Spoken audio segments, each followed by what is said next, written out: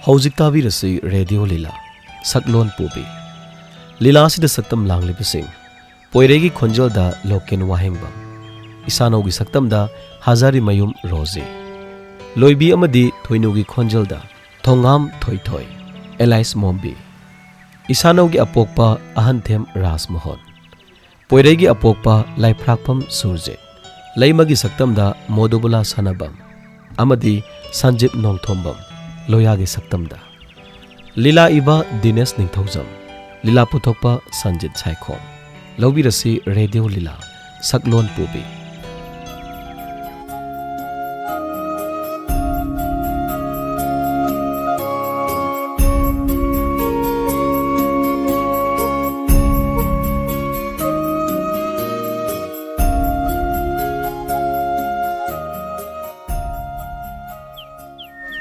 Isano, nangai punsisa, ngaktra. Karigi nga iba? Aikhoini si asumna nungsinani haibasi mangjongna khanglamlaba. Aina nangbu nungsibi matamse sangdolamni. Yam maliko. Asimune, Isano, aisi nangonda laichure. Ado, nungsiba thungnadabasingse yam waramganiko. Mikup amatang nang udabada isase as wayaba. Aduga punsi chupaga kainaradi. As aidi hinganiga thazadebo. Yam mali. Aisu khangida. Nangai nungsiba longnamba yaudaba nungsibani haiba. Adubu panthungdi kana lepkane. Nang aina leptana kana la lepaduino. Farene. Adu aisi khangawdan accident laikhidraba. Kaino? Adum na haigano. Aidi nanga kainaba sukungamoy ko. Aidi sukungamoy aisini.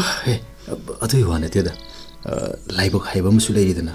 Nang aigi nungsiba laibak daga tainaba yaro. Aidi ne laibak semliba mahakto. Aidi ekta khanadawni haisini. Aidi ne ekta lan soknarudoini haisini. Lan phamduda nangna maithiraba. Aidi nangdi nupi etopa ma lauraga nungaina palhaurani dena. Oningdi he. Hui. Aidi kawini. Ngasisi nungmajing natra. Hui, mani. Rasipulingsi. Imanabina tharakpagi ai WhatsApp group da kamnagibadu leibani. Nang rasidu.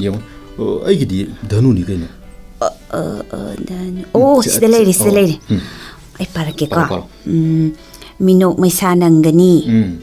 Mahida pukning sangani. Pakhang leisabi khalluba khuding manglan oigani. Korea. Khalluba khuding manglan. Hoi, sibo ina hajinbro. Yengu tu, sida iri sidi. Warido wanida. Kada. Si, pono ngone piro. Ai ngone piro aba. Ai miyenga nangi. Ai miyenga sugi abadu po.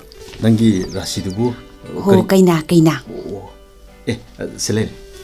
Imung manung kangkhong saigani. Mahi masingina panthung yobungamu. Pakhang lesabi ikai phiru khungani. Yam phajari ne. Nangina manglan. Aigina ikai phiru khumdeba. Siarse, pakan khaluronu se. Ibani na lepnara galore. Hoida, aikhoini na leplaga bu kanana kai tawba ngamgani ge. Aikhoini gi ningsibada natra. Man. Sano. Ibani gi yangnabadi nang ai khangbiba mioi khaktan oigani. Asumbani. Aikhoini si ithat amadaga leiraba. Yetpinaba kanamta leitrabanina adum thungnarani ko. Adunane ibani gi warisi kanadu su khanglosi ko. Ima babungnaga mu khangraga adu pami ada pami mayam hairakani. Ado ima babagi animadi thunganji ko. Nangsu kana hono. Aisu hona geba. Mapalamda leiraga ima babagi ningma thungandrabadi ekoi bu ima babana kaini ne khanduino ba. Hoi, aisu honage. Mi ama oinaba. Ado. Ngasi aikoini na phammiba pakse nang aigi punsigi saruk amati orani ko. Nanakta bu leiraba. Matamse haukibaga ta khanghaudi. Ado chalisidana. Thienge. Hoine thienge. Lao. Sana batorasila.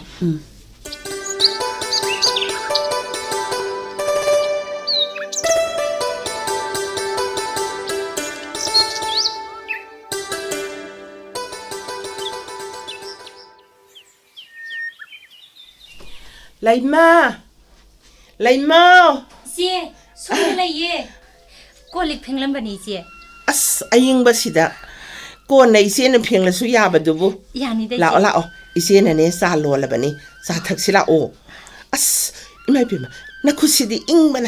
세세세. 히타 다음다 나쿠도 사한시세. 야니 야네바 야로 시다 파무세. 가리기노바. 낭낭한 따나 타박 떨어미바시보. 이세게 이때가 ngasi akhoi poiregi manakta chatni haibaduda ngasi dati hayeng chakadabani ha aidi ngasi oiraboi ninglure je natai da so aina haikrabani isa poiregi manakta sangluraga hala agane nang busu amuktang doctor de yengthoksi haidana se khangdreda kari haigadabano nangna namita nasa udana leibado isi yengba yam nungaite yengo isi wa haige kari wano ise nupi na masam thadokpa ahalaman gi mamangda tawganu aikhoi meitei gi ipa ipuna taklamba satnabido kauganu ko hoi je samse sole nang haktang madu yade nangna kanghanning labasu nangi ka haiba ma leiridana hoi je se kayam zo ligene na samdubo haima 시리 깡가 시디 이세 분 비게세 호이제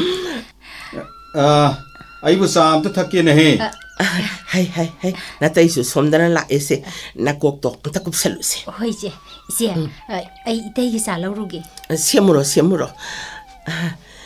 하이eng디 에코이 삿가다바니나 이사 보이레이다 라카니드나 파오마 비키브나 파로이드로 비베야 돼 카레기야 마팔람다네 मखोइना like लाइसु तमलिबसे कना लोइनरी करी तौरी खंदोकनबा याम surprise ओइना चटकदौरिबनि हे अदुबुदी army retire गी Coke हाइरेदना जा सोमदा लेजरे थम होइदे अदो अखोइदी हयेंग yum थादोकलनी लेहौरिबा आंगांग सिंगसिना साना थकननबा करी no खरा पिबिरमसिदना पीनिदा से अने लिसिंग तरा खाइदोगा थम्मबनी थीरगा थम्मबनी से सुरबनी यंगो लेम्बिया सिपाइसलुसे इसे खोइ लात्रि फावबा सिजननबा ओयुको होइजे लोया दि उदे कदोंदा सटने हरमबगेने इतै मादी फामदा nga masinjak thaba chatlamgani ye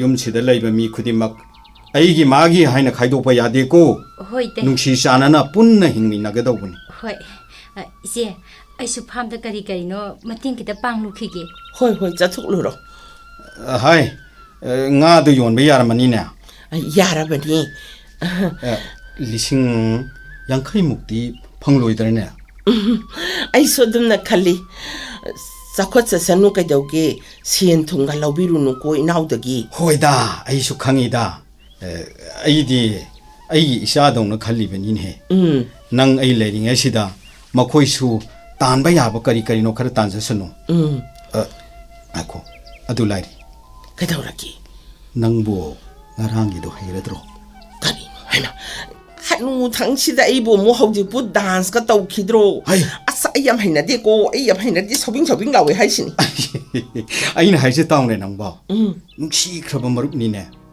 aiga thabak tawminar pani unadaba sahi mari mangani pharak ni basi as mo ba dance to muk tawdrasu sumna sum saru yaru rasiba ai khoi manipur dabu sanadaba gi wani hai imana baduna ne yamlu na sinara khaponi kari haina sinara iba mo babada mamangi anniversary program da su yaudre handaki anniversary program sidadi bhabi ga punna yaugdo buni sini ne mana yonda hari se adu yauru si haiba yaubudu da nati mi mana sinara isya kari amuk sinara inoba program du da lakpa pyar khudimak dance tawgado buni jagoi sagado buni sini ne hey kanati se mi kanamत लेत्रिगे सिदने dance तो मति कब ओराय ओरसि नंगो ओइ बाबा सिमा ओतो पनि हे इसा पाखंग फारबनि मी खोइसि ai na हाउसि यौसे से ओनसलो से इसै फजबा म मोबाइल सिदा थारके को सिगा सानना ने इबानी डांस औदोरिबा खंगेदना से थारबनि को से नाकुतो से आइमन ओनसलो ꯅꯈꯨꯠꯇꯣ ꯑꯩꯒꯤ ꯂꯦꯡꯖꯨꯝꯗ ꯊꯝꯃꯨ ꯁꯤ ꯁꯤꯗ ꯄꯥꯏꯔꯣ ꯁꯤ ꯇꯥꯡꯒꯤ ꯇꯥꯡꯈꯥꯁꯤꯗꯅꯦ ꯁꯤ 1 2 3 ꯑꯃꯨꯛ ꯍꯜꯂꯣ ꯁꯣꯝꯗ ꯑꯃꯨꯛ 1 2 3 ꯌꯥꯝ ꯁꯤ ꯑꯃꯨꯛ ꯍꯟꯁꯤꯀꯣ 1 2 3 ꯂꯩꯔꯣ ꯑꯩ ꯍꯩꯔꯅꯤ ꯈꯪꯒꯅꯤꯕꯁꯦ ꯑꯗꯨꯅꯤꯗꯤꯅꯦ 시네 이사가세 서로 야우다바가 짭만해 오이바 아싸 야마이네 마시기 난 시분에 몰라 사이리지 이히 kaithien chatni haibado chatnaba tawrase hayeng set inanaba anauba phim ta leihuru seba hoi leirura seba ado isa pore gisu kari no khardi pubi gisiko isa gi di puda ya ponte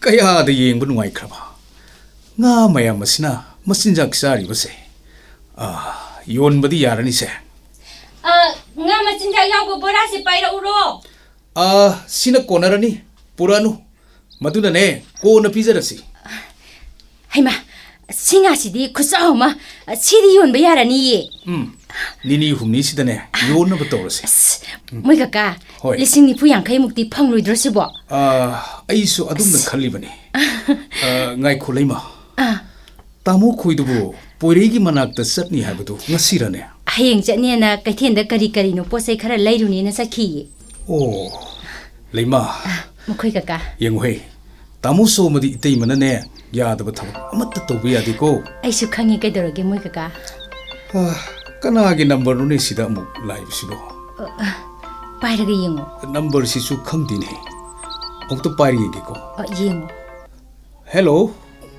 hello mani ai magi manauni takpiu kari haiba ha ai laksarage kaidoroge adu phengi dubo tamu sodo kari accident thokle hai ha itaibo kari no hairisibo itei madusu khudak leitre hai kari haiba tamu son hospital da pukhat kare hai koi mafum masida leibe yadre yam thuna salasi leiba sase mokhoi ka chasilao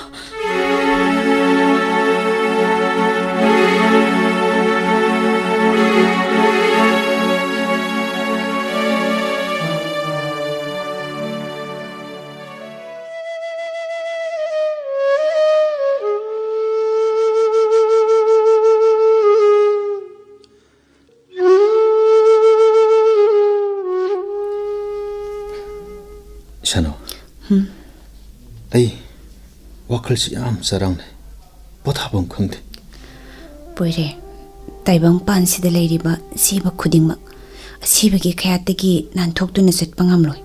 Khare su kauthoge dorage. Ay kauthoke na khale. Ima nay bu nungsina tawiba yokpirakpado. Asum ningsingdun lai. Ay yum yam chaninge. Poire. Adubo idom chaga kakagana exam loiraga tholo na hai. Ise ima laitabugi pauli ta. Adubo masakti ubo pangketi. Aigi exam sina maram hoiraga. Yarisi to adu yamna khanjiluranu. Imana ningbadu thungandrabadi imana lairai paktagi sauroidro. Hoi. Ay ima gani modi soidan thungangeni. Ainu wasakhiban. Ay mi hoina bu kan honagani. Hoida adumna puksil do khara sauthoba. Sano. Nangna inakta leraga wakhan chi khara sautho. Adudi aisi punsi supana nakta sum leirasiro. Wakal do adum sauthoknaba. Koi masa. Mamong masu khangdana sikrabani ko. Poire. As nang bu khara wakal do sauthokai dorage. Nangi wakal do admaina dum piksindana lerdi yaro. Se aikoini gi wari se topic sense tawraseba. Nungai ba wari ma saraseba. Nangi wakal do su khara nungai na ba. Ado nang exam bu nungai ba natro. Asum nungai. Ado nangi de.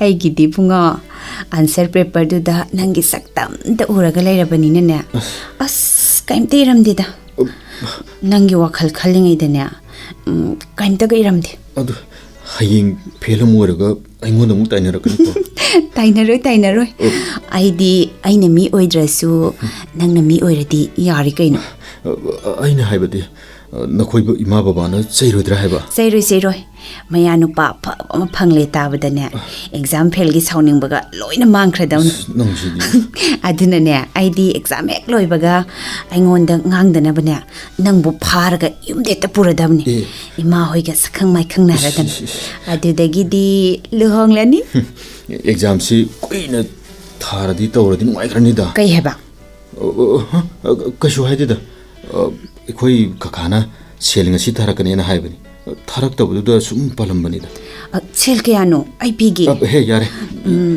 ꯑꯩꯅ ꯃꯤ ꯑꯣꯏꯗ꯭ꯔꯁꯨꯅꯦ ꯅꯪꯗꯤ ꯃꯤ ꯑꯣꯏꯗꯕ ꯌꯥꯔꯣꯏ ꯁꯦꯜ ꯀꯌꯥꯅꯣ ꯌꯥꯔꯦꯕ ꯅꯣꯡ ꯅꯤꯅꯤꯁꯤꯗ ꯁꯦꯜ ꯑꯗꯨꯝ ꯊꯥꯔꯛꯄꯁꯨ ꯌꯥꯏꯗ ꯑꯣ ꯅꯪꯒꯤꯁꯤ ꯑꯩꯁꯤ ꯃꯤꯇꯣꯞꯇꯧꯅ ꯂꯧꯕꯩ ꯋꯥꯅꯤꯅꯦ ꯑꯗꯨꯏ ꯋꯥ ꯅꯠꯇꯦꯕ ꯑꯣ ꯃꯤꯇꯣꯞꯇꯧꯅ ꯈꯜꯂꯕ ꯅꯠꯇ꯭ꯔꯣ ꯉꯥꯏꯈꯣ ꯐꯔꯦ ꯑꯩ ꯆꯠꯂꯦꯀꯣ ꯉꯥꯏꯈꯣ ꯐꯥꯒꯤ ꯇꯧꯕꯅꯤ ꯏꯁꯥꯅꯣ ꯉꯥꯏꯈꯣ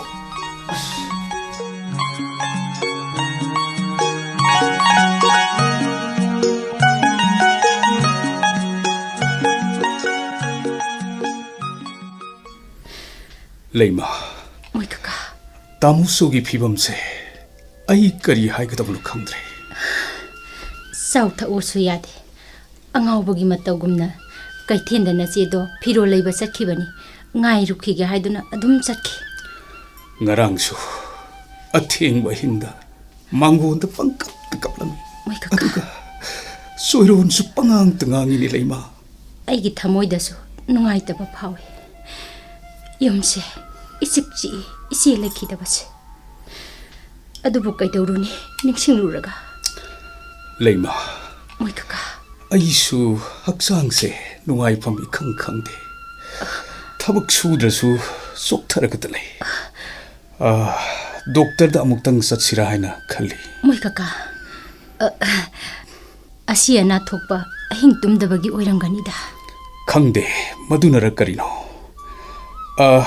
ꯉꯥꯏꯈꯣ ꯑꯩꯈꯣꯏ ꯄꯣꯏꯔꯩꯒꯤ ꯁꯦꯜ ꯈꯔ ꯊꯥꯔꯛꯑꯣ ꯍꯥꯏꯕꯅꯤ ꯃꯗꯨꯁꯨ ꯊꯥꯗ꯭ꯔꯤ ꯇꯧꯔꯤꯁꯦ ꯁꯦꯟꯕꯨ ꯀꯌꯥꯝ ꯂꯩꯔꯤꯒꯦꯅꯦ ꯅꯪꯕꯨ 10,000ꯃꯨꯛꯇꯤ ꯂꯩꯔꯤꯌꯦ ꯉꯥ ꯌꯣꯟꯕꯒꯤ ꯁꯦꯟꯗꯨꯅꯤ ꯐꯔꯦ ꯑꯔꯩꯕ ꯈꯔ ꯊꯥꯕ ꯍꯥꯏꯕꯗꯨꯅꯤ ꯑꯗꯨꯕꯨꯅꯦ ꯂꯩꯃ ꯅꯪꯁꯨ ꯑꯩꯒ ꯂꯣꯏꯅꯕꯗꯒꯤ ꯑꯋꯥ ꯃꯩꯁꯥ ꯂꯥꯡꯂꯦꯗꯣ ꯃꯣꯏ ꯀꯀꯥ ꯋꯥꯗꯦꯗ ꯏꯃꯤꯠꯇ ꯏꯆꯥ ꯌꯥꯎꯗꯦ ꯍꯥꯏꯗꯨꯅ ꯅꯣꯡꯃꯇꯁꯨ ꯇꯊꯤ ꯉꯥꯡꯕꯤꯗꯦ ꯑꯩꯕꯨ ꯂꯨꯅ ꯇꯧꯕꯤꯔꯤꯕꯁꯤꯗꯤ ꯃꯁꯤꯅ ꯑꯩꯒꯤꯗꯤ ꯄꯦꯟꯖꯔꯦ ꯂꯩꯃ ꯃꯣꯏ ꯀꯀꯥ ꯄꯣꯏꯔꯩꯁꯦ ꯑꯩꯈꯣꯏꯒꯤꯁꯨ ꯏꯆꯥꯅꯤꯅꯦ ꯃꯥꯅ ꯃꯤ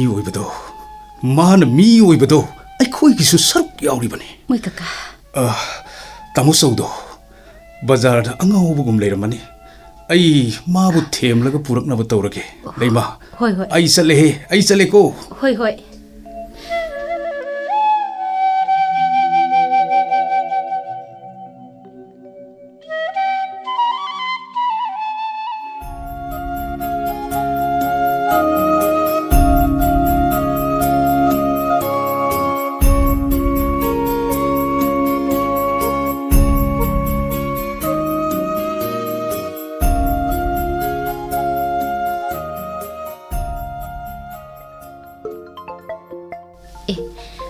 कनागी फोन सिदी अखोई पोइरेगिनी हेलो इंदमचा करी लेरगे नंबो एग्जाम का लोइरबो लोइद्रे सब्जेक्ट खरा वाली इंदमचा पोइरे नाहिदने पुनिंग चंगुको हायो इसागी करी वालीगे इंदमचा आई ककादा सेल की थाबिरोना हाइखिबने हो होय नंग ककागा नेतानरगा थारकननबा तौरगे ngasi hayeng sida hoi indomza adu indomza hayo baba do na ba khara farabra farani doctor gi hidak kana sari indomza baba I khonjil ta da ba kuire puire ai exam hek loi ba ga tholkan hoi mai pak na ba kana hono ko baba do bu kok ta kyam thine sok indomza doctor na ꯁꯨꯝ ꯉꯥꯎꯔꯅꯦꯅ ꯍꯥꯏꯕ꯭ꯔꯥ ꯑꯩ ꯕꯕꯥꯏ ꯈꯣꯟꯖꯦꯜꯗꯨ ꯌꯥꯝ ꯇꯥꯅꯤꯡꯉꯤ ꯍꯩ ꯑꯉꯥꯎꯕꯣ ꯗꯣꯛꯇꯔꯅ ꯇꯞꯅ ꯇꯞꯅ ꯐꯔꯛꯀꯅꯤ ꯍꯥꯏ ꯊꯣꯏꯗꯣꯛꯄ ꯀꯔꯤꯁꯨ ꯇꯧꯔꯣꯏ ꯍꯥꯏꯌꯦ ꯏꯟꯗꯣꯝꯆꯥ ꯍꯦꯟꯖꯤꯟꯅ ꯈꯟꯖꯤꯟꯒꯅꯨ ꯅꯍꯩ ꯅꯁꯤꯡꯗ ꯄꯨꯛꯅꯤꯡ ꯆꯪꯉꯨꯀꯣ ꯍꯣꯏ ꯏꯟꯗꯣꯝꯆꯥ ꯑꯗꯨꯗꯤ ꯑꯩ ꯊꯝꯃꯒꯦ ꯏꯟꯗꯣꯝꯆꯥ ꯍꯣꯏ ꯍꯣꯏ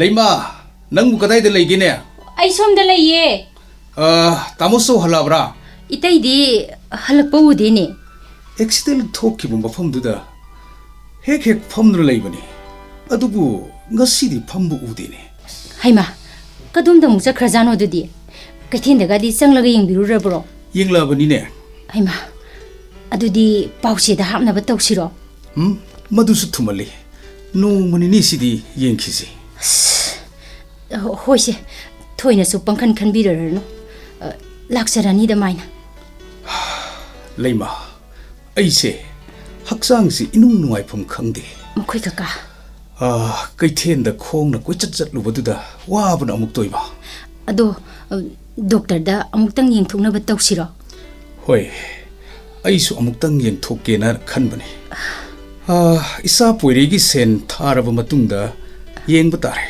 ꯁꯦꯟꯒꯤ ꯃꯇꯥꯡꯗꯣ ꯍꯧꯖꯤꯛꯇ ꯄꯣꯏꯔꯩꯅ ꯐꯣꯟ ꯇꯧꯔ ꯍꯥꯏꯔꯛꯑꯝꯕꯅꯤ ꯀꯔꯤ ꯍꯥꯏꯈꯤ ꯅꯪꯗꯤ ꯅꯣꯡꯃ ꯅꯤꯅꯤꯁꯤꯗ ꯅꯈꯣꯏ ꯀꯀꯥꯒ ꯇꯥꯟꯅꯔꯒ ꯊꯥꯔꯛꯅꯕ ꯇꯧꯔꯒꯦꯅ ꯍꯥꯏꯈꯤꯕꯅꯤ ꯑꯣ ꯂꯩꯃ ꯍꯥꯟꯅꯗꯤꯅꯦ ꯇꯥꯃꯨꯆꯧꯅ ꯏꯃꯨꯡꯁꯦ ꯂꯣꯏꯅ ꯄꯨꯔꯝꯕꯅꯤ ꯃꯣꯏ ꯀꯀꯥ ꯑꯗꯨꯕꯨ ꯍꯧꯖꯤꯛꯇꯤ ꯑꯩꯈꯣꯏꯅꯅꯦ ꯁꯦꯜ ꯊꯥꯕ ꯇꯥꯕꯅꯤ ꯏꯍꯦ ꯃꯇꯝꯁꯦ ꯌꯧꯈ꯭ꯔꯦ ꯂꯩꯃ ꯑꯩ ꯐꯥꯝꯗ ꯑꯃꯨꯛꯇ ꯆꯠꯂꯨꯈꯤꯒꯦ ꯍꯣꯏ ꯐꯅꯤ ꯆꯠꯄꯤꯔꯨꯔꯣ ꯇꯥꯃꯨꯆꯧꯗꯣ ꯍꯜꯂꯛꯇ꯭ꯔꯗꯤ ꯐꯣꯟ ꯇꯧꯔꯛꯎꯀꯣ ꯍꯣꯏ ꯍꯣꯏ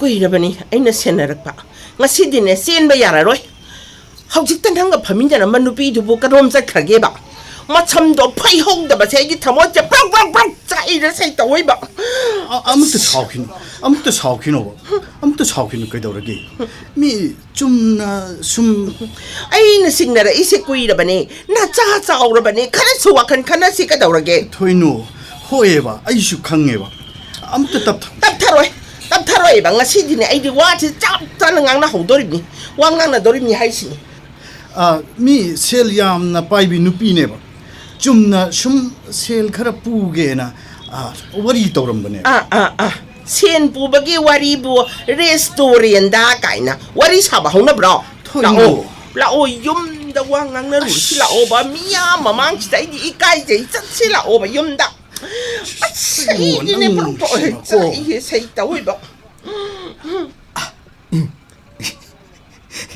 ꯃꯁꯤꯗ ꯅꯨꯄꯥ ꯑꯃꯒ ꯅꯨꯄꯤ ꯑꯃꯒ ꯈꯠꯅꯔꯤꯁꯤꯕꯨ ꯂꯣꯏꯕꯤ ꯅꯠꯇ꯭ꯔꯅꯦ ꯑꯣꯟꯊꯣꯛꯅ ꯃꯥꯟꯅꯈ꯭ꯔꯦꯗ ꯅꯛꯁꯤꯟꯅ ꯃꯨꯟꯅ ꯑꯃꯨꯛꯇ ꯌꯦꯡꯉꯨꯈꯤ ꯐꯣꯟ ꯅꯝꯕꯔꯒ ꯁꯤꯟꯗꯅꯒ ꯄꯥꯏꯔꯗꯅ ꯑꯩꯕꯨ ꯑꯄꯪꯕꯤꯗꯧꯅꯒ ꯑꯩꯅ ꯒꯥꯔꯤ ꯃꯃꯥꯏꯁꯦ ꯂꯩꯔꯛꯑꯣ ꯐꯕ ꯆꯠꯁꯤ ꯂꯥꯛꯑꯣ ꯑꯇꯥꯕꯤ ꯑꯃ ꯉꯥꯡꯅꯗꯣꯔꯤꯕꯅꯤ ꯉꯁꯤ ꯀꯝꯗꯧꯅ ꯊꯦꯝꯅꯦ ꯑꯩꯗꯤ ꯇꯧꯔꯤꯁꯤꯗꯤ ꯑꯩ ꯈꯠꯅꯔꯤꯕ ꯃꯣꯏ ꯑꯅꯤꯁꯤꯒꯤ ꯃꯇꯨꯡꯗ ꯂꯣꯟꯅ ꯏꯟꯅꯔꯒꯦ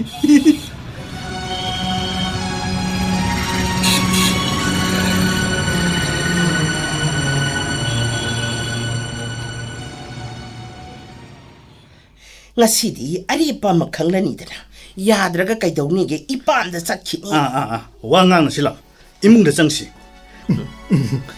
ꯃꯈꯣꯏ ꯏꯃꯨꯡꯗ ꯆꯪꯈ꯭ꯔꯦ ꯑꯩꯁꯨ ꯂꯣꯟꯅ ꯃꯇꯨꯡꯗ ꯍꯦꯛꯇ ꯆꯪꯁꯤꯜꯂꯛꯀꯦ ꯍꯥꯏꯌꯣ ꯅꯨꯄꯤꯗꯣ ꯀꯅꯥꯅꯣ ꯀꯗꯥꯏꯗꯒꯤꯅꯣ ꯑꯝꯇ ꯍꯥꯏꯌꯣꯕ ꯅꯨꯄꯤꯗꯣ ꯑꯩꯒ ꯁꯦꯜ ꯄꯨꯊꯣꯛ ꯄꯨꯁꯤꯟ ꯇꯧꯃꯤꯟꯅꯕꯅꯤ ꯍꯥꯏꯔꯦꯗꯅ ꯁꯦꯟ ꯄꯨꯕꯒꯤꯕꯨ ꯑꯁꯨꯛ ꯀꯨꯏꯅ ꯋꯥꯔꯤ ꯁꯥꯟꯅꯕ ꯍꯥꯏ ꯃꯤ ꯃꯋꯥ ꯃꯄꯨꯔꯣꯏꯕ ꯂꯩꯕꯤ ꯅꯨꯄꯤꯅꯦ ꯂꯥꯟꯅ ꯈꯟꯒꯅꯨ ꯀꯩꯗꯧꯔꯒꯦ ꯁꯦ ꯑꯩ ꯑꯁꯦꯡꯕꯗꯣ ꯍꯥꯏꯔꯒꯦ ꯇꯥꯔꯣ ꯍꯟꯗꯛ ꯃꯥꯒꯤ ꯆꯍꯤ 10 ꯁꯨꯕꯒꯤ ꯂꯨꯍꯣꯡꯕꯒꯤ ꯊꯧꯔꯝ ꯆꯥꯎꯅ ꯄꯥꯡꯊꯣꯛꯀꯅꯤ ꯏꯅꯝꯃꯁꯨ ꯄꯨꯔꯛꯎ ꯁꯤꯅꯤ ꯑꯣ ꯑꯁꯦꯡꯕꯃꯛ ꯑꯗꯨꯝꯅ ꯍꯦꯛ ꯍꯥꯏꯕ꯭ꯔꯥ ꯑꯁꯦꯡꯕꯃꯛꯅꯤꯅꯦ ꯃꯁꯤꯗꯁꯨ ꯅꯠꯇꯦ ꯀꯔꯤ ꯑꯃꯨꯛ ꯍꯥꯏꯔꯤꯕ ꯃꯥꯅ ꯏꯅꯝꯃꯒ ꯇꯥꯃꯣꯒ dance tawdaba yaroy mi loina dance tawgadoribani dance tamu sini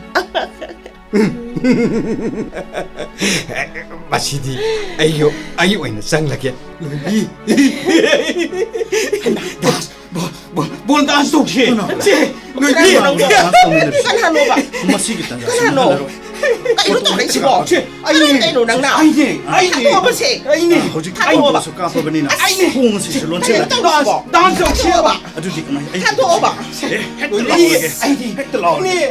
oh mayam oktabi leire oh aigi yumda oktabi sangtuna leire se loibi oh oktabi oh mera pai sina lapio mayam aigi Nangai bu kau ro loibi se. ai ne tamai tong ni sing ti ying biu Mapanda mi mayang mamalang ka na taong sila karigino.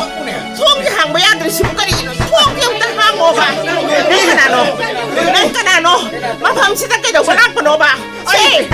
Ay, hindi mo ba say? Loibi nangai kau ro ai ne. Loibi ai ne. mayam tetap habigyo se aigi imong sina mana tori bese basi ang ti ying biu se mana saliba lisa sada se imong ti ying biu mahang aigi le mena bese sungam ngamro Miya mong tangay biko. Ay, og tabi na sa de. Ang tangay biko ay nahayja ba sa yung tatabiyo? Ay, no. Masang kang daba misi na ay mo kanano kang dede. Mayang katabiyo. Mayang may nahayja ba sa yung tatabiyo? Ay, og tabi na de. Ay, og tabi na de. Kanagi pa mo. kaya ada masin sibra kono hoji aigi iyo amang tada ato panu pa sima kasala mi bilisa sa do se mayam tetapi yung masi aigi nupise na mana sali bilisa sa sin ai magle mena sungang mamaroy mayam khalo ba to bigro sini khalo Karino!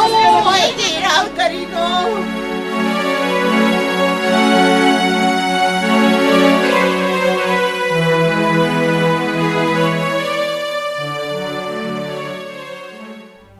Moi kaka, itai do hauji phawba lakri, police da pawma pibana pharoidro. ꯑꯩꯁꯨ ꯀꯔꯤ ꯍꯥꯏꯒꯗꯕꯅꯣ ꯈꯪꯗ꯭ꯔꯦ As, ꯑꯋꯥꯡꯒꯤ ꯇꯥꯕ꯭ꯔꯣꯖꯦꯅꯗꯤ ꯀꯔꯤ? ꯀꯩꯊꯦꯜꯗ ꯃꯥꯅ ꯄꯣꯠ ꯂꯩꯕ ꯊꯣꯛꯂꯛꯄꯗ kari haiba? ꯑꯣꯇꯣꯗ ꯇꯣꯡꯈꯤ ꯎꯍꯧꯏ ꯍꯥꯏꯅꯦ Nati, pharaga pukhra jalo. ꯃꯗꯨꯃꯛꯁꯨ ꯑꯣꯏꯔꯝꯃꯣꯏꯗ Kaino hai haisiba? Yamagi loya. Yamagi loya. Kaino hai? Itai na Yamagi ne. loya. Thungan da harauna sa Yamagi haisi. loya. Yamagi loya. Nupi masu yaure imo. Tutu yung ne. ꯃꯥꯒꯤ ꯁꯑꯣꯡꯁꯗ ꯁꯛꯇꯝ ꯑꯩꯈꯣꯏ ꯏꯇꯩꯃ ꯀꯌꯥꯗ ꯃꯥꯟꯈ꯭ꯔꯕ Mari, as, isem. Loya. Aina haidro. Nating masuwaida lalaki ni edana. Yo, ma, ay bu thaduga. Kadong ida sa loya loya. Yo, nating malabane. Ise, somda lengsin biro. Moi kaka. Karino tawrisiba? ꯀꯔꯤꯅꯣ ꯇꯧꯔꯤꯕꯁꯤꯕꯣ ꯑꯩ Khangdreda. ꯋꯥꯈꯜꯒ ꯑꯃꯠꯇ ꯇꯥꯗ꯭ꯔꯦ Nupise, mai thong maksingna waka matangangdana sangkreba. Mangak samdasu lay pareng ama sibra kaino. Kaina katpa haibadu oiramani ni. ꯑꯩꯁꯨ ꯑꯗꯨꯝꯅ ꯈꯜꯂꯦ Mani. ꯉꯥꯏꯈꯣ ꯀꯣꯟꯅ ꯀꯔꯤ ꯊꯣꯛꯀꯗꯕ ꯑꯗꯨꯕꯨ ꯅꯨꯄꯤꯁꯤꯗꯤ ꯑꯩꯈꯣꯏ ꯏꯇꯩꯃ ꯈꯨꯠꯃꯥꯜ ꯑꯃꯅꯤꯅꯦ Manba nati sap sana isini. ꯍꯥꯏ ꯅꯪꯅꯦ ꯂꯥꯛꯏꯕ ꯅꯨꯄꯤꯁꯦ ꯀꯔꯤꯅꯣ ꯀꯃꯥꯏꯅ ꯇꯧꯕꯅꯣ ꯍꯥꯏꯕꯗꯣ ꯑꯃꯨꯛꯇ ꯀꯨꯞꯅ ꯍꯪꯉꯨ Hoi hoi. Ai sumukta janglukhige. ꯍꯣꯏ ꯑꯩꯁꯨ ꯇꯥꯃꯣ ꯆꯧꯒ ꯋꯥꯔꯤ ꯋꯥꯇꯥꯏ ꯇꯧꯔꯨꯒꯦ ꯀꯔꯤꯅꯣ ꯈꯪꯗ꯭ꯔꯦ ꯃꯪꯒ ꯆꯞ ꯃꯥꯟꯅꯔꯦ ꯇꯧꯔꯤꯁꯦ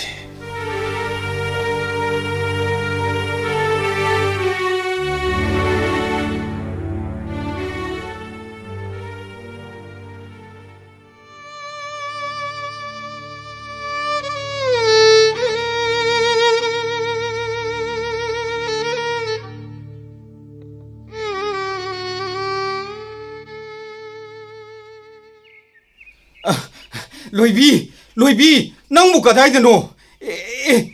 Nang na satu se kadai dano. Ai su laki. Ho, iban da sasakrage. Yum si da lay janing drabado. Loibi, nang sakhibe yaroi. Ai thanda hingmangam loi. Nang sakhinu ko. Ho, yum si da lay haning labadine. Yum sigi asilarang kuding ma. Yum burem biyagi kuta sinagadaba. Hayo.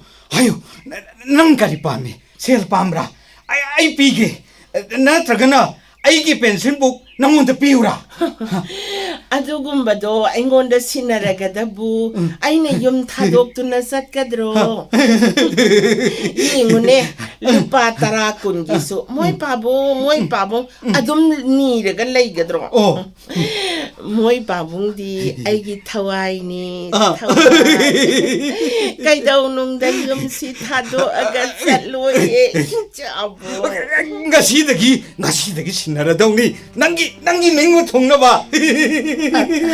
이제 이때수 레비람리 ꯑꯩꯅ ꯌꯨꯝꯁꯤꯗ ꯇꯣꯏꯅ ꯆꯪꯂꯛꯀꯅꯨ ꯀꯌꯥꯔꯛ ꯍꯥꯏꯔꯕꯅꯤ ꯍꯧꯖꯤꯛꯇꯤꯅꯦ ꯃꯕꯦꯝꯃ ꯑꯩ ꯑꯃ ꯏꯆꯥꯎ ꯆꯥꯎꯅ ꯂꯩꯔꯦꯗꯅ ꯅꯥꯇꯩꯒꯤ ꯍꯤꯗꯥꯛ ꯂꯥꯡꯊꯛ ꯄꯤꯖꯕꯒꯤ ꯃꯇꯝ ꯑꯩ ꯂꯣꯏꯅ ꯈꯪꯉꯤ 이제 아두기 낫디 ꯃꯗꯨꯒꯤ ꯅꯠꯇ꯭ꯔꯗꯤ ꯀꯔꯤ ꯑꯃꯨꯛ ꯅꯤꯒꯦ ꯍꯩꯅꯣ ꯅꯈꯣꯏꯁꯦ ꯅꯈꯣꯡ ꯅꯈꯨꯠ ꯇꯦꯛꯄ ꯅꯃꯤꯠ ꯇꯥꯡꯕꯁꯨ ꯅꯠꯇꯦ ꯅꯪꯒꯤ ꯍꯤꯡꯕ ꯉꯝꯅꯅꯕ ꯍꯣꯠꯅꯖꯔꯣ ꯀꯩꯗꯧꯒꯦ ꯍꯧꯖꯤꯛꯇꯤ 이제 ꯑꯩꯈꯣꯏꯁꯨ ꯃꯤꯒꯤ ꯃꯇꯦꯡ ꯌꯥꯎꯗꯅ ꯍꯤꯡꯅꯅꯕ ꯍꯣꯠꯅꯖꯔꯤ ꯑꯗꯨꯕꯨ ꯀꯩꯗꯧꯔꯕ 이때 ꯃꯣꯏ ꯀꯀꯥꯒꯤ ꯊꯋꯥꯏꯗꯪꯗꯤ ꯀꯟꯕꯤꯌꯨ 이famꯗ 마기ꯊꯋꯥꯏ ꯀꯟꯅꯅꯕ ꯄꯥꯡꯒꯜ ꯂꯩꯇ꯭ꯔꯦ 이때 이나오 로야부 가리 오이나노 ಕಿಡ್ನಿ ꯑꯅꯤꯃꯛ ꯐꯦꯜ ꯑꯣꯏꯔꯦ 이나오 로야부 ꯀꯤꯗꯅꯤ ꯑꯅꯤꯃꯛ ꯐꯦꯜ ꯑꯣꯏꯔꯕ ꯃꯤꯗꯣ ꯑꯩꯈꯣꯏꯅ ꯀꯝꯗꯧꯅ ꯀꯟꯗꯣꯏꯅꯣ ꯑꯩꯈꯣꯏꯕꯨ ꯂꯥꯏꯔꯣ 이제 ꯃꯣꯏ ꯄꯥꯕꯨꯡ ꯑꯔꯦꯝꯕꯗ ꯁꯦꯟ ꯇꯤꯡꯍꯜꯂꯔꯣꯏꯁꯤꯀꯣ 마부 ꯃꯇꯝ ꯈꯔꯗꯪ ꯑꯣꯏꯔꯕꯁꯨ ꯗꯥꯏꯂꯥꯏꯁꯤꯁ ꯇꯧꯗꯨꯅ ꯍꯤꯡꯍꯟꯖꯅꯤꯡ ꯁꯦꯜꯗꯣ ꯍꯧꯖꯤꯛꯇꯤ ꯂꯩꯇ꯭ꯔꯤ ꯀꯅꯥꯗꯒꯤꯅꯣ ꯈꯔ ꯍꯪꯅꯔꯨꯔꯣ ꯑꯩꯈꯣꯏꯁꯨꯅꯦ ꯏꯝꯐꯥꯜꯗ ꯗꯨꯀꯥꯟ ꯄ꯭ꯂꯣꯠ ꯑꯃ ꯂꯧꯒꯦꯗꯅ ꯁꯦꯜꯁꯦ ꯌꯥꯝ ꯆꯤꯜꯂꯤꯕꯗꯣ 이제 이때 ꯃꯣꯏ ꯀꯀꯥꯁꯤꯕꯨ 이때가 ꯍꯦꯛ ꯄꯣꯛꯃꯤꯟꯅꯕ ꯅꯅꯥꯎ ꯅꯠꯇ꯭ꯔꯕ꯭ꯔꯣ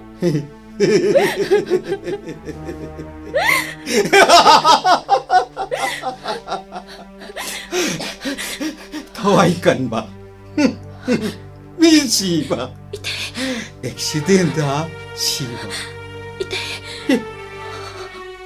코이시 시바 ngaktinko 이때 이나오 시바 야로 아이나 간게니 이때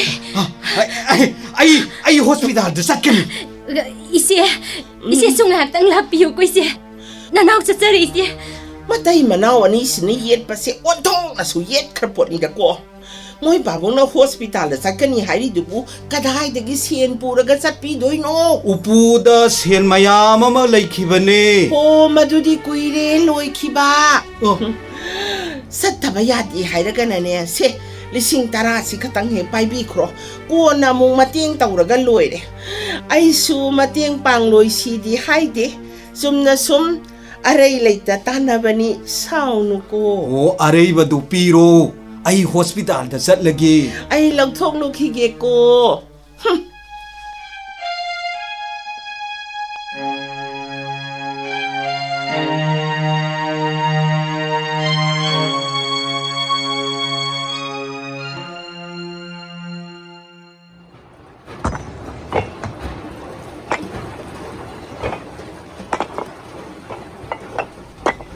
हंदक नौना थबक सुब लाकलीबी मौ नहासिना असुक्की मतिक फजरीबा नहान मखै अई चेकोनसिदा असिगुम्बी तगत तगत तेकपी मौ नहा खरा यावरबदी अईसु चेकोनसे नुंतीगी यंगसिननिंगदबा अवाट पलैत्रबा कुबेरगी लैकोलदा वाटलिबसे मौ नहासिमख मंगाइरे तातोम सौदा पौथांग पीखिबनी आइगा उननबा माबु आई इनाक्ता लाकद्रने ए लाक्ति लाए लैसी लैथोनबा वहीना थेम लगा येंग लगे याद्रगना आइना नमदना खुदम चन्नबा होटनगने तादा आइबु कौबिबबु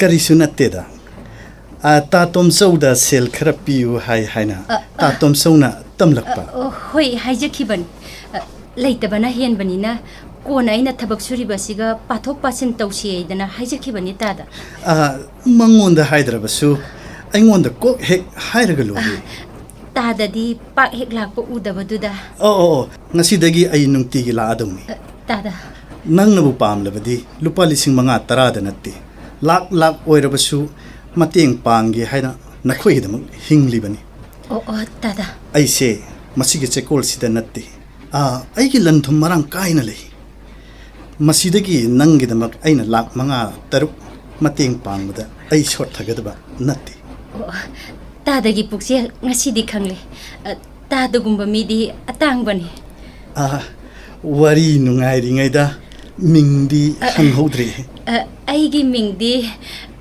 ꯀꯥꯏꯅ ꯈꯣꯡꯂꯣꯏ ꯃꯌꯨꯝ ꯃꯩꯆꯥꯛ ꯄꯨꯕꯤ ꯀꯧꯖꯩꯌꯦ ꯅꯪꯁꯨ ꯑꯩꯒꯨꯝꯅ ꯅꯧꯅ ꯃꯩꯁꯥ ꯂꯥꯡꯂꯕ ꯇꯥꯗꯒꯤ ꯄꯨꯟꯁꯤꯒ ꯑꯩꯒꯤ ꯄꯨꯟꯁꯤꯒ ꯀꯔꯝꯅ ꯃꯥꯟꯅꯔꯤꯕ ꯑꯩꯗꯤ ꯏꯄꯨꯔꯣꯏꯕꯅ ꯏꯟꯊꯣꯛꯄꯤꯗꯨꯅ ꯌꯨꯝꯗ ꯍꯜꯂꯛꯑꯒ ꯂꯩꯖꯕꯅꯤ ꯍꯥꯏꯖꯕ ꯑꯩꯁꯨ ꯑꯩꯅ ꯑꯩꯒꯤ ꯊꯋꯥꯏꯅꯤ ꯈꯟꯅ ꯊꯝꯖꯔꯝꯕꯤꯗꯨꯅ ꯏꯟꯊꯣꯛꯄꯤꯔꯝꯂꯕ ꯃꯤꯁꯛꯅꯤ ꯇꯥ ꯇꯣꯝꯆꯧꯒꯤ ꯃꯆꯤꯟꯗꯒꯤ ꯍꯥꯏꯐꯦꯠꯇꯤ ꯇꯥꯖꯩ ꯅꯨꯄꯤ ꯀꯥꯏꯅꯈ꯭ꯔꯦ ꯍꯥꯏꯕ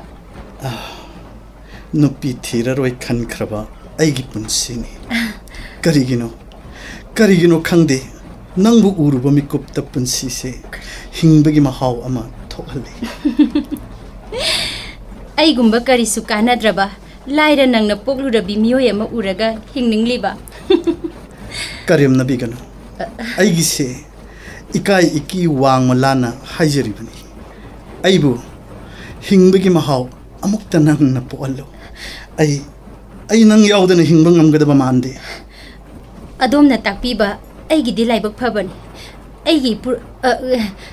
ꯑꯩꯒꯤ ꯍꯦꯛ ꯄꯣꯛꯄꯤ ꯏꯃꯥꯗꯣ ꯍꯣꯁꯄꯤꯇꯥꯜꯗ ꯀꯟꯅ ꯅꯥꯗꯨꯅ ꯂꯩꯔꯦ ꯃꯥꯒꯤ ꯊꯋꯥꯏꯗꯪꯗꯤ ꯇꯥꯗꯅ ꯀꯟꯕꯤꯌꯨ ꯑꯩ ꯂꯩꯔꯤꯁꯤꯗꯤ ꯅꯪꯗ ꯑꯩꯒꯤꯗꯃꯛ ꯂꯦꯞꯄꯤꯌꯨ ꯀꯔꯤꯒꯤ ꯅꯪꯅ ꯊꯕꯛ ꯁꯨꯒꯅꯤ ꯉꯁꯤꯗꯒꯤ ꯑꯩꯒꯤ ꯆꯦꯛꯀꯣꯟꯁꯦ ꯅꯪꯒꯤꯁꯨ ꯁꯔꯨꯛ ꯌꯥꯎꯔꯕꯅꯤ ꯍꯥꯏꯌꯨ ꯂꯨꯄꯥ ꯀꯌꯥꯅꯣ ꯅꯪꯅ ꯄꯥꯝꯂꯤꯕ ꯅꯪꯅꯕꯨ ꯑꯩꯒꯤꯗꯃꯛ ꯂꯦꯞꯂꯕꯗ ꯑꯩꯅ ꯀꯔꯤꯒꯤ ꯆꯤꯡꯅꯔꯨꯅꯤ ꯑꯗꯨꯕꯨ ꯋꯥꯐꯝ ꯑꯃꯇꯪꯗꯤ ꯌꯥꯕꯤꯌꯨ ꯍꯥꯏꯌꯨ ꯀꯔꯝꯕ ꯋꯥꯐꯝꯅꯣ ꯑꯩꯕు ꯇꯥꯗꯒꯤ ꯅꯨꯄꯤ ꯑꯣꯏꯅ ꯄꯥꯎꯊꯣꯛꯄꯤꯈꯤꯅꯨ ꯑꯩꯒꯤ ꯏꯃꯥꯅ ꯇꯥꯈ꯭ꯔꯒ ꯊꯋꯥꯏ ꯅꯨꯡꯉꯥꯏꯈꯤꯔꯣꯏꯕ ꯑꯩꯕు ꯇꯥꯗꯒꯤ ꯌꯨꯝꯗꯁꯨ ꯄꯨꯕꯤꯈꯤꯅꯨ ꯏꯃꯥꯅ ꯍꯦꯛ ꯂꯩꯔꯤꯡꯈꯩꯗꯤ ꯑꯩ ꯇꯥꯗꯒꯤ ꯅꯨꯄꯤ ꯑꯣꯏꯕ ꯉꯝꯖꯈꯤꯔꯣꯏ ꯑꯩ ꯅꯪꯅ ꯍꯥꯏꯕ ꯈꯨꯗꯤꯡꯃꯛ ꯌꯥꯔꯒꯦ ꯁꯦ 10,000 ꯄꯥꯏꯁꯤꯜꯂꯨ ngasi masina pang na siluro ko.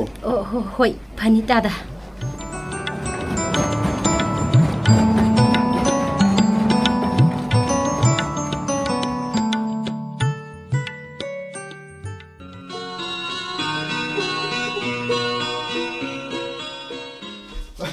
Indomsa, kakak, baba, nasana Kau ini, kau yum sih, mi im terlebih terjalan. Nahanggai di masa ilah aku deh itu cinta aku nih. Ayo pose gaji setelah mau kita sama kita. Baba, Kana oira ba? Oh, masih oira mani, ma bandel lagi hai ba masano pato. Ima.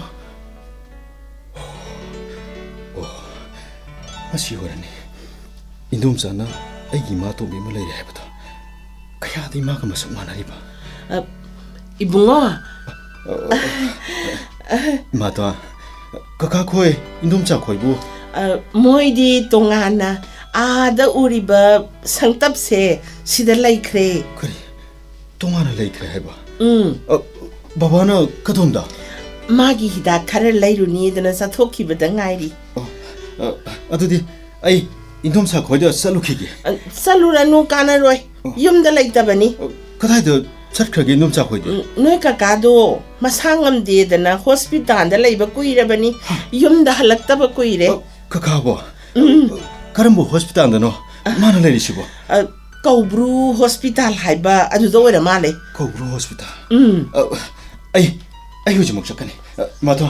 Ay salu kiki. Ay salu kiki mato. Hoi. Oh. Masano pa si tolak labanina. Ay gi aning ba pamba da khut thingjilak ba hora akani. Kari taw ni ay saklo law ba mathaw tay ne.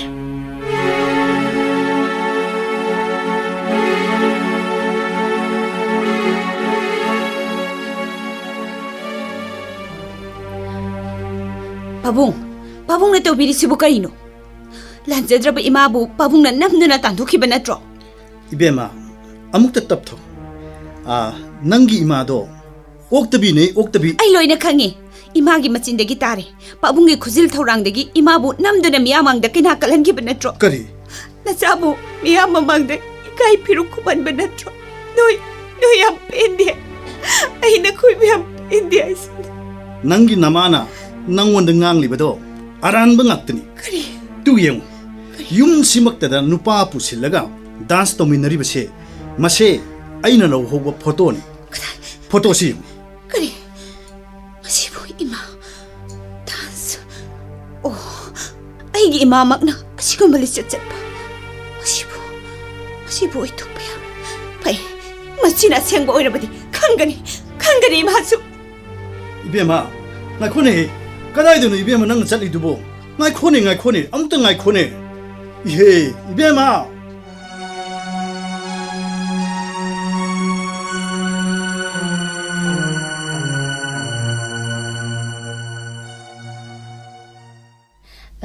이붕어 보이래. 솜다 파무세. 밤마로 아이 좀 내빠게 이놈 자부 제 꼰시드 까이더라면 아나부 가부나 홉스탄 타나마가 놈사수 나코이 까까기 세바 따롬라가 타박 수팜시다 여우룩보다 놈사 아이 로이나마 캉게 이놈 자디 하우나로 잣 캉비 마푸로이바 냉비 아싱부 마이테이 누피네 나이니 칼로예 보이래. 아두부 ngasi디 옥다비 오라메 마더 이 팜다 아니락 추나 빨라깐. 과학도 와홍마도 텔라가네 와홍 오이버디 카카 아이기 카카 꾸이니 힝어로이 마게들 레레버디 pun시 게임만이 야드나 인도음 자는 누가의 pun시 마힝 어머 빠마게 현자오 빠이버 누빠시다 아르노 모이 탐브레트로 마도소 아이기 카카 레이나 보이래. 마카타라노 이놈 사게 타모이 부부감들.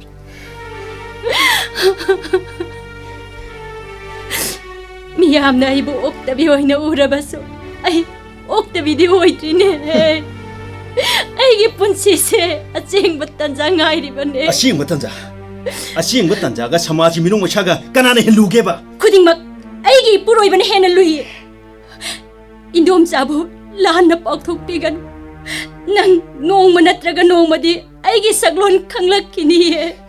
인도음 자나 아이기 카카 아마디 차게이 마이 쏘나마 신비거노 인도음 자나 토퍼데 юм판게 하르버스네 카카네 힝니게 마눔세 카카기 마이 카르당 잉비우케 도게 보이래. 아이나 라우리바 삭론 쿠딩막 난기 까까기네.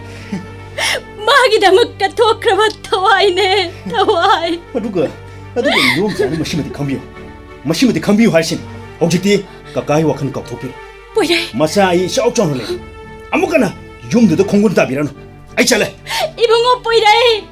난돔 사불라나 칼라브로 농마디 소이드나 캉락키니 노피기 삭론.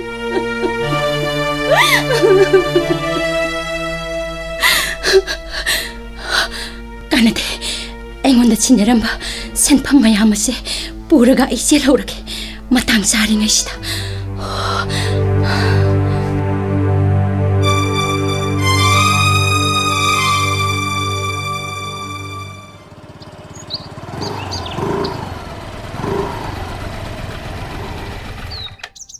하이마 나탄다 라브로 세 손도 파무 까할라우세.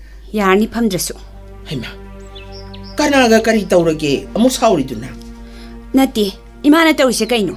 나마 아잉원도 톡리베 톡독세 나 팜다 로이는 리크라바 너트로. खुदिमक लोइनमक नमथाकने पाबुंगी मचिंदगी ऐ लोइनमक ताराबनी न सापा खंगलै साबि फारबा न खोइना तौरिबसिबु करिनो ऐ माइसे थमफम गमते लेट्रे आइबु बदनाम पीखिबा युमसिनने Kong खोंग चाइद्रिबा फावबदी ऐ मफमसिदगी खक चलो लमन खुबनिंगबगी दमकता नसागी इकाई खुबनबदी लोइरे नत्रा ऐगी इज्जति निमित्तुदा मिया ममांगा लोइख्रबनी बेमा मदुदी इमाना ओक्तबी ओरुबगी महैनी नत्ती इमाबु मैतै नुपिरो ऐ इमाबु तुकसे ऐ ngasi phawba miyanggi minok masak khangduna lelakpani isa nangi asada aibu mina oktabi hairabasu tawngambini hairabasu nangi di aina kari watlali nangi babana nangi napabungna nangi laritamna basen thabibro ima makha tabirano.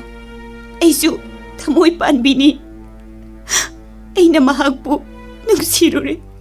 Adubo ngasidi nasagi punsida sa uba polom na nantakiduna laptokre. Masibo ay giralo. Karamba sa uwa po lom.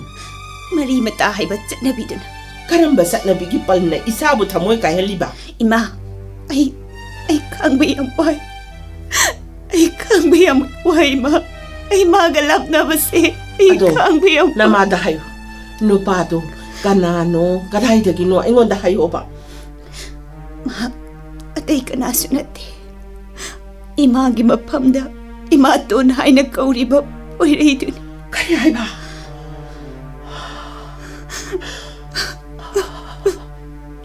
Ay namaram oy na isagi tamoy kaya laba. Oh. Baba! Pwede lang pamali ng magawalisa.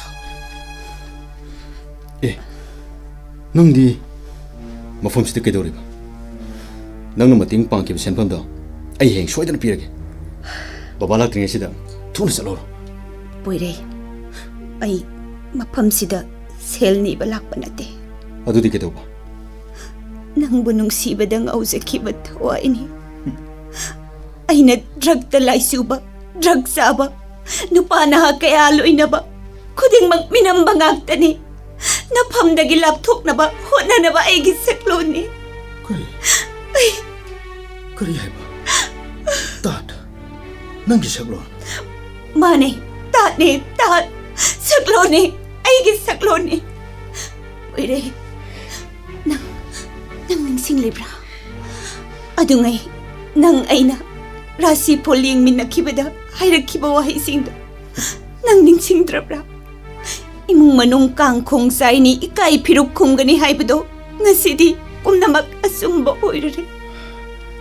Kari, Rasi po. Nang naipamdagi laptop na buhon na ba? Ay buwan pikip. Hayo, ay giran sina karin. Poirei, nang ginaral laiti. Maduna tako di. O jaba tiba. Ayan ba pa mo na bro? Inom siba minamba na tiye, Poirei. Nanggay ka sa hiruk tinarare. Kamdaw na. Hayo siya no. Kamdaw na hayo siya. Poirei, nanggi imato. Higi mato. Ay gidi. Ek apo pimane.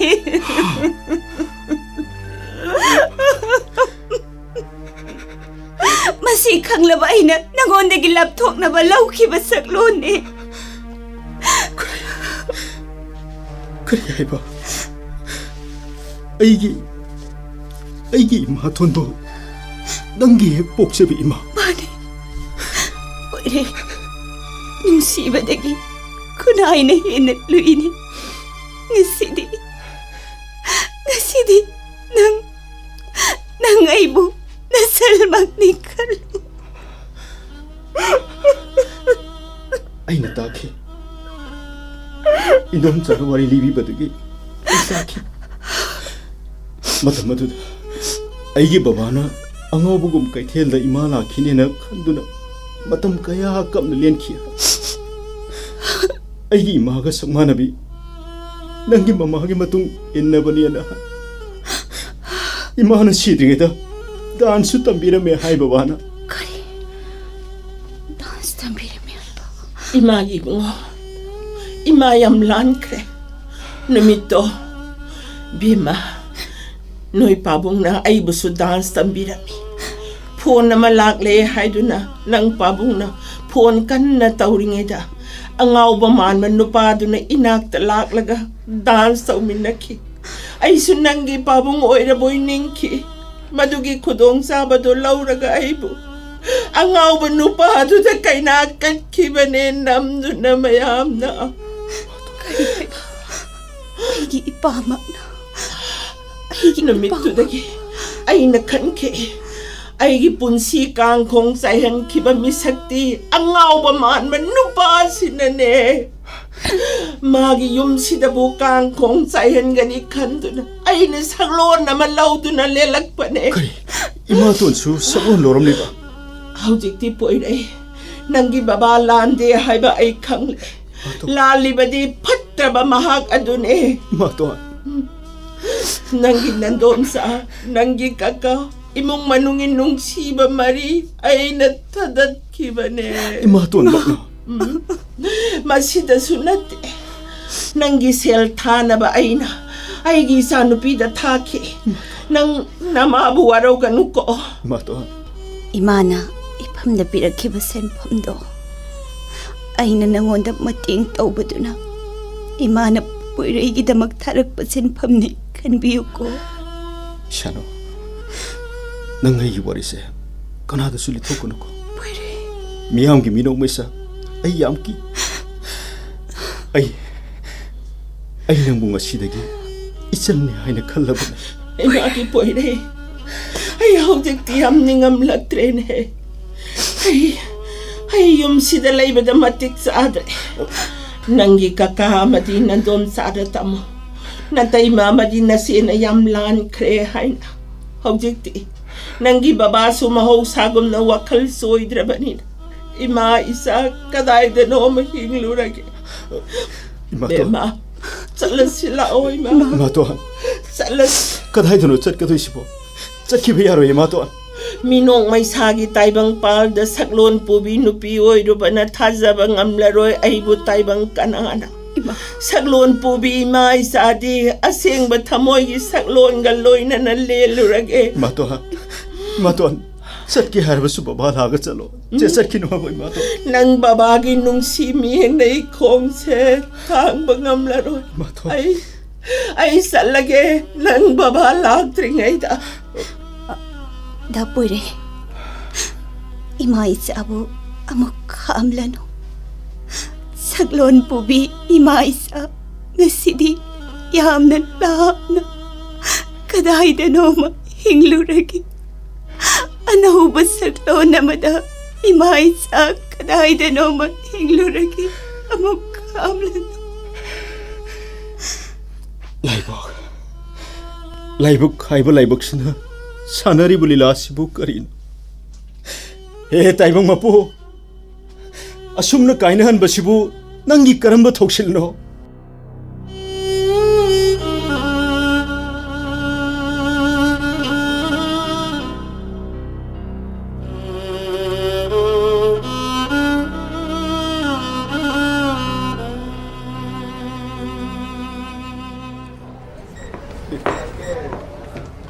Yambu bungo nang yamba yam lani tamuso patra manatay matumbi dura dang mo na yambagi miyeng digi matong karalaham na tamure tamuso ay abalay rin sidi karigi pungin sontak kaduri mano inawna tamuso ay hinglani ko tamuso ay nang karigi wari inaw nupi miray ka nukuan nang asing libase inaw nupi kitini na maninine tamuso nanggi operasyon gi senpamdo inaw nupi na ayam bawana ko na zado na putok sari mo kariyoy mo ay naman damay tire mo tamuso oh tamuso 이때이마디 우때 이때이마부 여롭다버니 따무소 아디 마사기 말할 강제도나 욤 타독도나 sat그리 낭기나 때이마디 시키박고 라글리바다 때이마 시디네 비나때 사네 사 셀따무미 호바 사글론 부히 누피네 따무소 독터나나 마시 디사스터 오라바니 욤다 산나바 떠올시고 tamuso indomsa gi puksel khangdana aina lana lawru nasabu ngakpiu ko aina haidro ai ki thawaidi nangi ka kani dana ngasidi nasa khangjare adubo aina nupa du da saklo lama lawduna ꯁꯦꯜ ꯄꯨꯔꯛꯇꯨꯅ ꯅꯪꯒꯤ ꯀꯀꯥꯒꯤ ꯊꯋꯥꯏ ꯀꯜꯂꯤꯕꯅꯤ 인돔사 ꯅꯨꯄꯥꯗꯨꯒꯤ ꯁꯦꯜꯗꯣ ꯅꯣꯡꯃ ꯅꯠꯇ꯭ꯔꯒ ꯅꯣꯡꯃꯗꯤ ꯏꯟꯗꯣꯝꯆꯥꯅ ꯁꯣꯏꯗꯅ ꯁꯤꯡꯒꯅꯤ 인돔사나 석론 로드나 셀 부럭 이문 빠도 아토이 까나 수낫 ꯀꯅꯥ 이마톤기 마부로이버네 ꯀꯔꯤ ꯍꯥꯏꯕ ꯑꯗꯨꯗꯤ ꯏꯆꯦꯅ ꯑꯃꯨꯛ ꯈꯪꯂꯛꯂꯒ ꯑꯩꯕꯨ 이마톤도 아무거나 윰다 락라로 ꯀꯗꯥꯏꯗ ꯆꯠꯈ꯭ꯔꯕ 마사기 말한 마사나 강자드나 마사나 ጸጸ그래 ꯄꯣꯏꯔꯩ ꯅꯟꯗꯣꯝꯆꯥꯅ ꯂꯧꯈꯤꯕ ꯁꯛꯂꯣꯟ ꯅꯪ ꯅꯔꯩ ꯑꯅꯤ ꯂꯣꯡꯒꯅꯨꯀꯣ 인돔사 누파도 ngasi khabarda yaure ꯀꯔꯤ nupi angangda namjanam thike torambagi pulisna phakhreena ꯑꯗꯨ ꯑꯣꯏꯔꯕꯁꯨ ꯃꯐꯝꯗꯒꯤ ꯄꯨꯔꯛꯈꯤꯕ ꯁꯦꯜꯗꯨꯗꯤ ꯑꯩ ꯁꯤꯡꯈꯤꯒꯅꯤ ꯑꯩ ꯅꯈꯣꯏꯕꯨ ꯂꯣꯏꯗ꯭ꯔꯤꯕ꯭ꯔꯥꯅꯦ ꯍꯦ ꯆꯠꯅꯕ ꯇꯧꯔꯁꯤꯅꯦ loire baba indomsa che yumna chanaba tawse ꯍꯣꯏ